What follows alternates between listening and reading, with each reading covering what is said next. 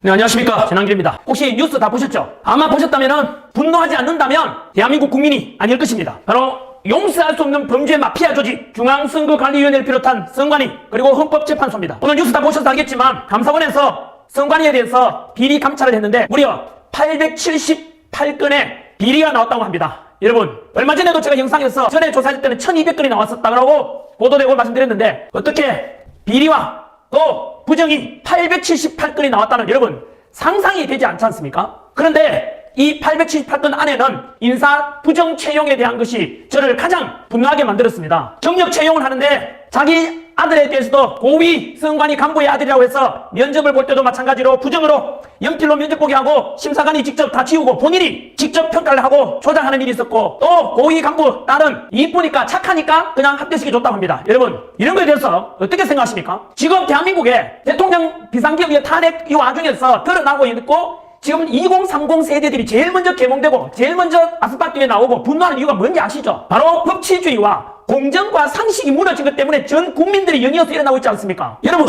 제가 공무원 강사 아닙니까? 제가 가장 분노하는 게 바로 이겁니다. 제 제자들은 군급 공무원 합격을 하려고 목숨 걸고 공부를 합니다. 여러분 선관위에 들어가 보려고 목숨 걸고 공부하는데 고위 간부의 자녀 친척이라는 이유로 시험도 부정으로 입학시켜주면 그들의 눈물은 누가 닦아줄 겁니까? 감사원에서 선관위 비리가 나왔다고 언론에 보도되니까 그 선관위에서 뭐라고 답변한지 아십니까? 선관위는 원래부터 가족 회사래요. 그래서 이렇게 친인척 채용이 당연하다고 이야기하는데 그걸 답변할 새끼는 누군데 어느 새끼야? 이게 선관위가 누구 거야? 이거 공무원들이고 막 국가 기관이잖아. 우리가 국민들 세금 내서 운영하잖아. 이것들이 고려시대판 엄수잖아. 이런 미친 새끼들이요. 어떻게 임마 의의가 없어가지고 야 어떻게 뭐라고?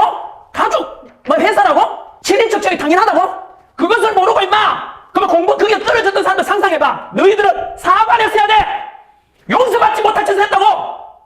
너희 자신들 때문에 이 새끼들아 떨어져서 억울하게 모르고 떨어진 사람들 그런 사람들 책임질 수 있어? 그들의 눈물을 분노를 네가 책임질 수 있냐고. 이 선진 대한민국에서 어떻게 그런 짓을 할 수 있냐고. 여러분 이 분노가 이게 단지 아십니까? 이 선관위의 비리 감찰에 대해서 감사원에서 이런 감사 비리가 있다는 걸 고발하고 하니까 권한쟁의 심판한다는 헌법재판소 뭐라고 말했는지 아십니까?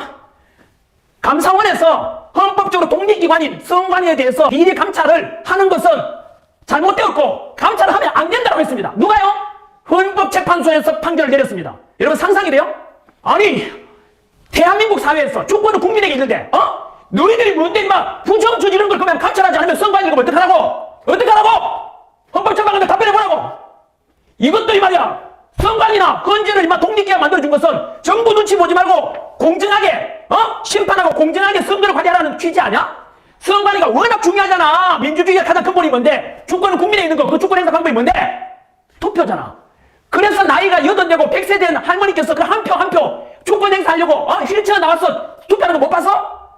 그래서 내 소존 한 표를 행사하는 게 민주주의의 근본이라는 그 정신에 입각해서 투표하는데 그래서 공정하게 한 표라도 잘못이 않도록 잘 관리해달라고 이렇게 독립기관 만들어놨는데 하는 짓거리가 지금 뭐라고? 비리 저지르고 부정을 저지르고 그걸 또 감찰하는 감사원부 하지 말라고 헌법재판소가 같이 놀고 있잖아. 지금 한 통속이잖아. 여러분 더 충격적인 게 왜 그런지 아십니까? 지금 현재 헌법재판소의 재판관 중에서 4명이 선거관리위원장 출신입니다. 무슨 말인지 아세요? 같은 한 통속이다. 그래서 뭐라 했어요? 이거는 범죄 마피아 조직 대한민국에 이런 짓거리 하는 집단이 있다고. 범죄 마피아잖아 이거는. 헌법재판소 잘 들어.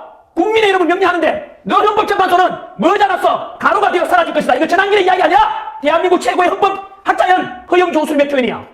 헌법재판소는 가루가 되어 사라질 것이라고 인정하면 국민 여러분 2030 세대들이 뭐 때문에 분노하는데 지금 어떻게 이럴 수가 있냐고. 이러니까 국민 여러분 전에 전한길이가 선관위에 대해서 부실한 투표한 관리 그리고 해킹 의혹 전산하면 안 된다. 수개표 수찬으로 짓겠다 하자라고 했지 않습니까? 그런 주장하니까 언론에서 뭐라 했지? 민주당에서 답변해야지. 민주당에서 전한길을 고발했습니다. 내가 선관위를 비판했는데 민주당에도 고발했잖아. 무슨 뜻인지 아시죠? 민주당하고 선관위가 한 통속이라는 뜻이잖아. 그 다음 제가 헌법재판소에 대해서 비판했는데 민주당에서 또 고발했습니다. 제가 2번 고발당했지 않습니까? 민주당 답변하라고. 민주당도 그러면 똑같은 범죄 마피아 조직이라는 뜻이잖아. 국민의 한 사람으로서 이런 비리가 있고 문제가 있으면 털어가지고 바로 잡아야 될 거 아니야. 여러분, 국민 여러분, 이것도 아셔야 됩니다. 더 충격적인 말씀드릴까요? 이제 선관위에 대해서 부정이나 부정선거에 대해서 의혹을 제기하면은 징역을 10년 동안 징역살이 할 수 있다라고 법을 발의했다고 합니다. 어느 당이 됐겠습니까? 민주당이 됐잖아! 민주당 답변하라고 국민 여러분 알아야 된다고! 뭐라고요? 부정선거에 관한 의혹을 제기하거나 이렇게 하면은 그 이틀만 하지 못하게 하려고 민주당에서 징역 10년 이하에 처할 수 있는 형벌을 더 강화하겠대요. 아니 이런 국민 여러분 납득이 돼요? IQ 70만 돼도 돼지머리만 돼도 닭머리만 돼도 생각할 수 있잖아요. 문제가 있으면 털고 가고 개선하자는데 그걸 말하지 말라고? 이게 민주주의입니까? 선관위 하는 짓거리 봐라고. 지금 878건의 비리 답변해보라고. 이게 업무론이야? 전부 한동종이잖아. 민주당, 선관위, 헌법재판소. 국민 여러분, 부정선거에 대해서도 그동안 150건의 부정선거 의혹에 대해서 법원에다가 부정선거에 대해서 소송을 제기했는데 다 패소했어. 150건이 패소했어. 그러면은 언론에서 뭐라 하는지 아세요? 봐라, 부정선거가 없으니까 전부 다 소송 제기도 다 패소하자는데 그 속에 엄청난 게 숨어 있습니다. 뭔지 아십니까? 제가 부정선거 의혹이 있다 소송 제기하면 고소하게 되면 피고소인이 중앙선관위원장입니다. 중앙선관위원장이 뭘 겸직하는지 아십니까? 대법관 겸직합니다. 지방선관위는 지방판사들이 또 겸직한다고요. 결국은 사법부 마피아 아닙니까? 선관위도 판사, 헌법재판관도 판사, 그 재판 담당하는 사법부도 판사잖아. 그러니까 심판이 선수 역할하고 뛰고 있다고. 그러니까 부정선거가 없어서 패소한 게 아니고 그 판사들이 전부 다 선관위 편이라고. 그러니까 부정선거 의혹 제기해도 패소할 수밖에 없잖아요. 투표함 다시 열어보자. 다시 실제 투표 장소 확인하자. 안 합니다. 안 하잖아요. 그리고 지금까지 서버 관리가 부실하다는 게 얼마나 많이 드러났습니까? 서버 다 깨자니까 안 하잖아요. 부실한 투표함 관리 제대로 안 하잖아요. 국정원 감사주도 안 받고 감사원의 감사도 이러니까 안 받으라 했잖아. 이제 낱낱이 다 드러났잖아요. 국민 여러분, 제가 부정선거에 대해서 이야기한 게 뭔지 아십니까? 바로 이런 걸 저는 알았다는 말 알기 때문에 국민들이 알리자. 그리고 제가 부정선거에 대해서 제대로 하려면 제가 뭘 주겠죠? 대만처럼 투표함 이동 없이 그 자리에서 투표하고 참관 속에 그 자리에서 투표함 이동 없이 개표와 집계를 전부 다 수작으로 하자는 게 전한길이 주장이었어요. 그런데 전한길이 비판하려는 언론들은 뭐라 했는지 아세요? 또 내가 다음에 언제 알려드릴게요. 어떤 유튜브에서는 전한길에 대해서 야 대한민국 이미 수개표 하고 있는데 전자개표를 하지만 수개표하자고. 전한길이 주장 그거 아니잖아요. 옛날 영상 보라고. 나는 그대로 있잖아요. 제가 주장한 것은 대만처럼 투표함 이동 없이 그 자리에서 투표, 수작업, 개표도 수작업, 집계도 수작업. 그래서 전산화에 대한 해킹 위험을 사전에 차단하자 이거 아닙니까? 대만처럼. 그런데 지금까지 전한길이 이야기했는 것에 대해서 오십시오 옳았잖아요. 뭐라고 듣고가자고? 민주당은 뭐라고? 선관위에 대해서 부정선거 제시한 사람은 10년 이하 징역이 처한다고? 민주당 답변해보라고. 이게 민주화 맞아? 더불어 독재당이잖아. 더불어 협박당이고. 전한길을 2번이나 고발했잖아. 선관위를 비판하니까 민주당이 고발하고 헌법재판소를 비판하니까 민주당이 고발하고. 국민 여러분, 이게 실체입니다. 전한길은 꿈이라도 거짓말 하지 말자. 저는 도산한 차원의 가르침대로 있는 그대로 말씀드립니다. 여러분들은 이제 제 심정을 아시겠습니까? 그리고 2030 세대들한테 선관위원회에서는 용서를 구했어야 돼. 어떻게 선관위는 우리 가족 회사라고? 그리고 이 7인척 채용은 당연한 거라고? 너것 때문에 그런 꼬라지를 모르고 있던 선량한 2030 세대들이 그게 지원했다가 떨어지고 눈물 흘렸던 그 청년들을 생각해보라고. 이게 용서 가능해? 국민 여러분, 오늘 국민의힘에서 선관위에 대해서 바로 특별검사랍니까? 어쨌든 제안했는데 민주당에 제가 답변을 한번 보겠습니다. 과연 특검을 할지 안 할지. 안 한다면 그놈이 범죄자입니다. 한 번 더 말씀드릴까요? 부정선거에 대해서 의혹이 있으면 그러면 국민들도 많이 의구심이 있으니까 앞으로 대통령 선거든 지방선거든 국회의원 선거든 간에 한번 털고 가는 게 맞지 않습니까? 그러면 다음에 나도 국민들이 신뢰하고 투표를 참여하고 민주주의의 가장 근본인 투표권이 제대로 정치하게 운영될 거 아닙니까? 근데 왜 덮자는데요? 덮자는 놈이 무조건 범인입니다. 그리고 부정선거에 대해서 말하지 말라는 그 당이 범죄자당입니다. 반박해 보라고. 제가 뭘 잘못했죠?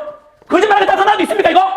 저는 이번 기회에 비상기업 계기로 드러난 모든 이런 것들에 대해서 대한민국을 전부 계기해 가야 됩니다.